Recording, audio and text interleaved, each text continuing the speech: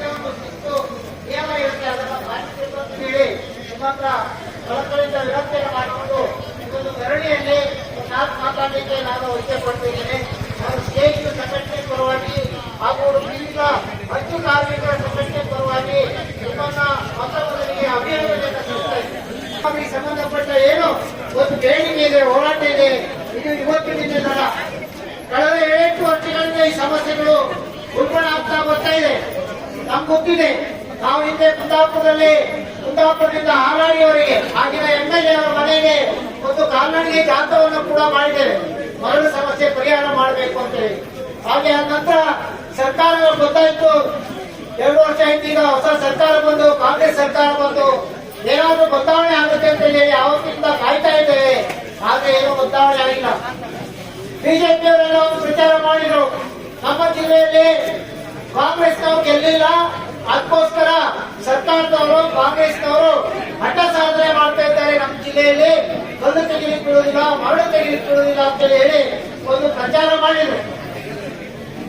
ಆದ್ರೆ ಅದಕ್ಕಿಂತ ಹಿಂದೆ ಕೂಡ ಬಿಜೆಪಿಯವರ ಆಡಳಿತ ಇರುವಾಗಲೂ ಕೂಡ ಈ ಸಮಸ್ಯೆ ಇತ್ತು. ಈ ಸಮಸ್ಯೆ ಸೃಷ್ಟಿ ಆಗ್ತಾ ಇದೆ.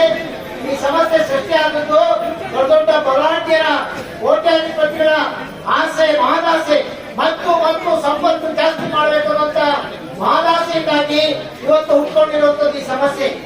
ಮೂಲತಃ ಬಂದಿರುವಂತದ್ದು ಕಲ್ಲಿದ್ದು ಅದಿರು ಸಾಗಾಟ, ಅದಿರು ಕದಿಯುವಂತದ್ದು.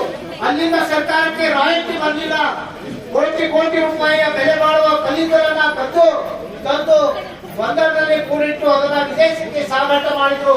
ನಿಮಗೆಲ್ಲ ಗೊತ್ತಿರ್ಬೋದು, ನಮ್ಮ ಈ ಕರಾವಳಿ ಭಾಗದಲ್ಲೂ ಕೂಡ ದೊಡ್ಡ ದೊಡ್ಡ ಲಾರಿಗಳಲ್ಲಿ ಬೇಕಾದಷ್ಟು ಕಲ್ಲಿದ್ದಲುಗಳು ಬಂದರಿಗೆ ಹೋಗ್ತಾ ಇತ್ತು, ಅಲ್ಲಿಂದ ಬೇರೆ ಬೇರೆ ದೇಶಕ್ಕೆ ಹೋಗ್ತಿತ್ತು.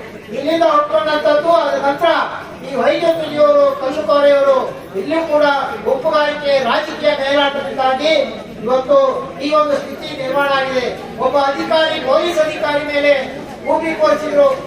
ಆ ಅಧಿಕಾರಿ ಬಂದ್ರಿಂದ ಇಲ್ಲಿ ಕಲ್ಲು ತೆಗಿಲಿಕ್ಕೆ ಕೊಡುದಿಲ್ಲ, ಹೈಗೆ ತೆಗಿಲಿಕ್ಕೆ ಕೊಡುದಿಲ್ಲ ಅಂತ ಹೇಳಿ ಒಂದಷ್ಟು ಲಾರಿಯವರನ್ನ ಮುಂದಿಟ್ಕೊಂಡು ಮುಷ್ಕರಗಳನ್ನು ಮಾಡಿದ್ರು.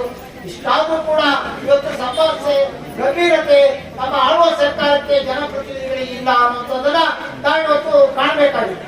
ಬಹಳ ಮುಖ್ಯವಾಗಿ ಇವತ್ತು ರಾಜ್ಯದ ನಮ್ಮ ವಿಧಾನಸಭೆಯ ಸ್ಪೀಕರ್ ಅವರು ಮಂಗಳೂರು ಜಿಲ್ಲೆಯ ಶಾಸಕರು ಅವರು ಅಲ್ಲಿ ಒಂದ್ ಕಡೆ ಸಭೆ ಮಾಡಿದ್ರು, ಬೆಂಗಳೂರಿನಲ್ಲಿ ಒಂದ್ ಕಡೆ ಸಭೆ ಮಾಡಿದ್ರು. ಕರಾವಳಿಯ ಪ್ರತಿನಿಧಿಗಳನ್ನ ಸೇರಿಸಿ ಈ ಸಮಸ್ಯೆಗೆ ಶೀಘ್ರ ಪರಿಹಾರ ಕೊಡ್ತೇವೆ ಅಂತ ಹೇಳಿ ಪತ್ರಿಕೆಯಲ್ಲೆಲ್ಲ ಬರೆದು ಕಲ್ಲು ಮಣ್ಣಿನ ಸಮಸ್ಯೆ ಪರಿಹಾರಕ್ಕೆ ಕರಾವಳಿ ಶಾಸಕರ ಸಭೆ ಆಗಿದೆ, ಅಧಿಕಾರಿಗಳ ಮಟ್ಟದಲ್ಲಿ ಸಭೆ ಆಗಿದೆ.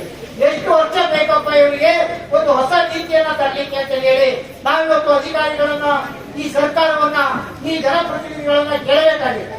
ಇವತ್ತು ಕೇವಲ ಗಣಿಗಾರಿಕೆ ಸಮಸ್ಯೆ ನಿಮ್ಮ ಕುಟುಂಬಕ್ಕೆ ಮಾತ್ರ ಅಲ್ಲ,